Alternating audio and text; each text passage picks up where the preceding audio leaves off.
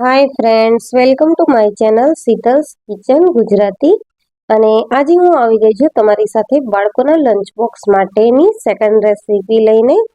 તો આ second recipe મેં હાઈ પ્રોટીન બનાવી છે અને ખાવામાં એકદમ હેલ્ધી અને ટેસ્ટી એવી છે અને બની પણ જલ્દી જાય છે. તો તમારે આ રેસીપી બનાવવામાં વધારે મહેનત નહીં પડે. તો ચાલો શરૂ કરીએ. આજે આપણે બનાવીશું મગની દાળના ઢોકળા.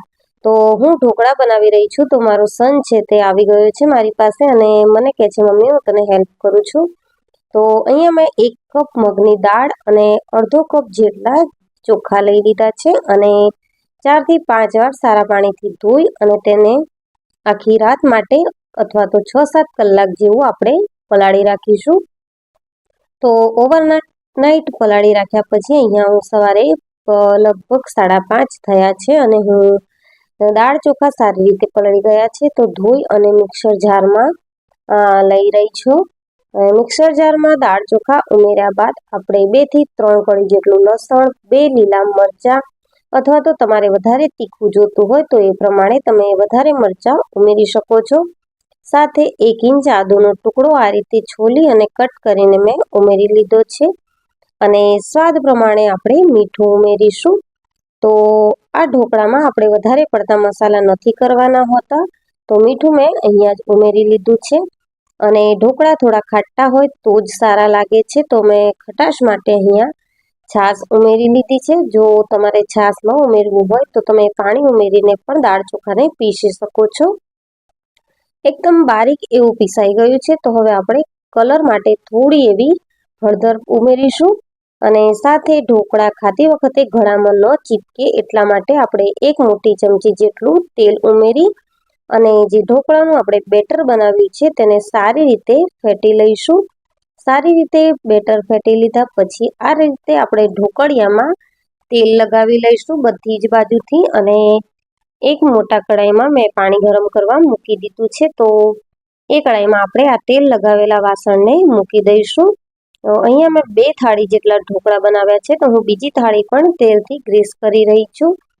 તો આ નાસ્તો મિત્રો તમે એકવાર જરૂરથી બનાવજો અને બાળકોને ખૂબ જ ભાવશે એ વાતની હું ગેરંટી આપું છું. તો ઢોકળાનું આપણું બેટર રેડી છે. તો હવે આપણે તેમાં અડધી ચમચી જેટલો ખાવાનો સોડા ઉમેરી અને ઢોકળાના બેટરને સારી રીતે ફેટી લઈશું. અને સારી રીતે ફેટી લીધા બાદ આપણે જે ઢોકળિયું ગરમ થવા મૂક્યું છે તેમાં આપણે બેટરને ઉમેરી લઈશું. બહુ જાડું પણ નથી બેટર આપણે પાથરવાનું અને બહુ પતલું પણ નહીં, તો મીડિયમ એવું આપણે બેટર ઢોકળિયામાં ભરી લઈશું. અને ઉપરથી આ રીતે આપણે લાલ મરચું સ્પ્રેડ કરી લઈશું. તો જો તમારા બાળકો તીખું ન ખાતા હોય તો તમે લાલ મરચું સ્કીપ પણ કરી શકો છો. 15 મિનિટ જેવું આપણે ઢોકળાને થવા દેવાનું છે અને 15 મિનિટ થઈ ગઈ છે તો ઢોકળા પરફેક્ટ એવા બફાઈ ગયા છે. તો આપણે ઢોકળિયું બહાર કાઢી લઈશું અને એ જ રીતે બીજી થાળી પણ મેં મૂકી લીધી છે. હવે આપણે ઢોકળા માટે વઘાર કરી લઈશું. આ ઢોકળા તમે એમ જ પણ ખાઈ શકો છો, પરંતુ વઘાર કરીને ખાઈશું તો થોડા વધારે સારા લાગશે. તો વઘાર માટે અહીંયા મેં 2 ચમચી જેટલું તેલ ઉમેર્યું છે. સાથે 1 ચમચી જેટલી રાઈ, 1 ચમચી જેટલા સફેદ તલ ઉમેરી તલ અને રાઈ ફૂટે એટલે વઘારને આપણે ઢોકળા ઉપર સારી રીતે સ્પ્રેડ કરી લઈશું. તો આ રીતે આપણા હેલ્ધી અને હાઈ પ્રોટીન ઢોકળા બનીને રેડી છે. તો મિત્રો મગની મોગર દાળના ઢોકળા તમે જરૂરથી ટ્રાય કરજો અને મને જણાવજો કમેન્ટ સેક્શનમાં કે તમને આ રેસીપી કેવી લાગી. તો આજે મારો સન આ જ ઢોકળાની રેસીપી જે મેં બનાવી તે જ લંચ બોક્સમાં લઈ ગયો છે અને તેને તે ખૂબ જ ભાવી એવું કહેતો હતો.